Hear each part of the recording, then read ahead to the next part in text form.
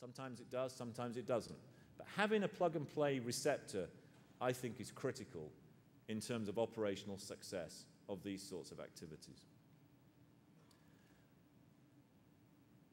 Let me just finish off with, again, some broader comments, because what I've tried to do is lay out 2 or 3 macro circumstances which are needed for innovation to work, and which I guess you could call almost derailers. So if those big things don't exist, innovation isn't likely to be a big priority in that particular territory. I've talked a little bit about some more specific activities about, from an investor perspective, what's very important on a day-to-day basis. But let me just take it right back up to another level. When RTP was created, and when the science part movement really got going, there was a certain type of industrial innovation in the system. Big companies like Glaxo, like IBM, and relatively focused scientific disciplines. Small molecule pharmaceuticals, chemistry, semiconductors, flat panel TV screen technologies, micronization, that type of thing. I think it's an open question whether or not at a fairly fundamental level, and it's certainly true in our industry, but I suspect actually it's true in more than just our industry. I think at a fairly fundamental level, there's an open question whether or not we are right now in the period between seams in the gold mine. Many of you may have done this yourself. I had a great honor when I lived in South Africa to spend some time down a gold mine. And gold mines in South Africa are phenomenal places. They go down 1 kilometer, and then they go down another kilometer to find gold. And a gold seam, for those of you who have never seen one, if you find a gold seam which is as thick as my little finger, then you've really struck gold. That's a phenomenally rich seam. And they will literally go down 1 kilometer to find one. It will take them a decade to get down there. And if they find it, that's what will pay for that mine for the next 10 or 20 years. And then after 10 or 20 years, of course, that seam runs out, and they have to go digging again. They have to go further and further down to find the next seam. I personally think innovation is not dissimilar to that. There are periods in innovation and in discovery where events coalesce, knowledge coalesces to create a great seam of productivity. The pharmaceutical industry lived through that during the late 1970s, 80s, and the early 1990s.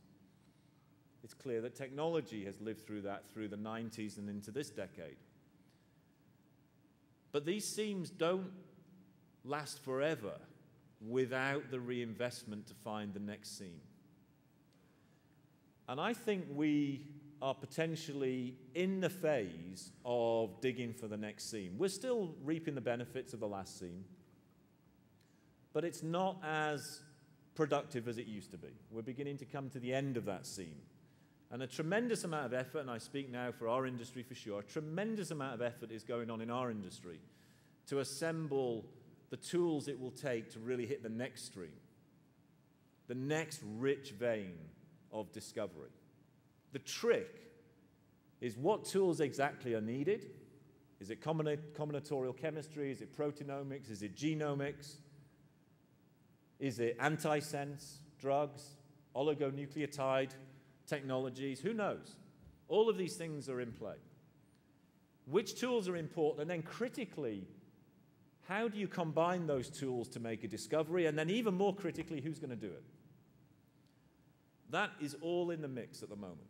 And so the challenge I would have for you is how do you play a role in all of that? Because the big winners of the next generation will be the science parks which, just like RTP in the 60s and 70s, were able to bring in the emergent winners of the 80s and 90s. The big winners of the next generation will be those science parks who are able to create these circumstances to attract the companies which are going to be the integrators of technologies of the next generation of rich discovery, in our industry as well as in others. Question is, how do we do that? It's something which we're very focused on as a company, and in fact, one of the things you're probably not going to want to hear necessarily from me today is we're thinking about whether we shouldn't get into your business a little bit. Because one of the issues that we're keen to address is absolutely how can we accelerate the potential integration of all of these unpredictable technologies into something which coalesces into a breakthrough approach. One of the ways we're looking to do that is to break down the walls to our own research facilities.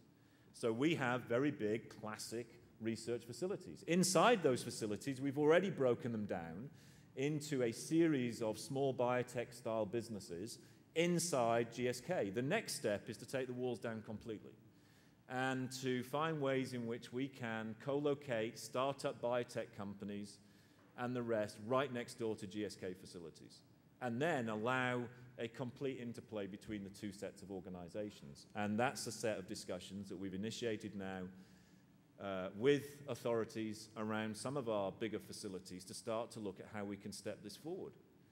Because I think now actually is the time, certainly in our sector, I'm not going to profess to be an expert in any other sector, but I could hypothesize that it's true there as well. Now is the time in our sector to start to really think about how we find the next rich seam of discovery. The challenge, I think, I would just throw to you, in addition to the notions of what I look for as a today investor, is how you can help us figure out where the next rich stream is going to be. I think that's all around greater degrees of open innovation, greater collaboration, more porous academic-industrial interface, more transmission of talent between academia and industry, and government, whether regional or national, truly invested at a spirit level to understand that investment costs money, that investment requires a long-term horizon, that investment is what drives innovation. That's the mix I think we need to try and discover. Not everybody will succeed, not every company will succeed, not every science park will succeed, but just like Darwin, we only need a few to succeed. And that will lead us to the next rich seam, which will drive tremendous economic activity for all, but led by a few. And that has to be, I think, the mission that we have.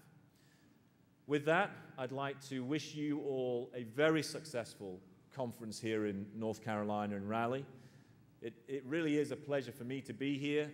It's a great place to live, I have to say. I know I sound like I'm advertising North Carolina, but it's not difficult to do. This is a great place to live. I think I'll close with where I started. If ever you're downhearted and you're struggling to attract an investor, or you're struggling with one of your politicians to get them to see the vision that you have, then it's worth just thinking about what would North Carolina look like without RTP. And I think if that doesn't get you up in the morning, I'd be surprised what would. Thank you very much.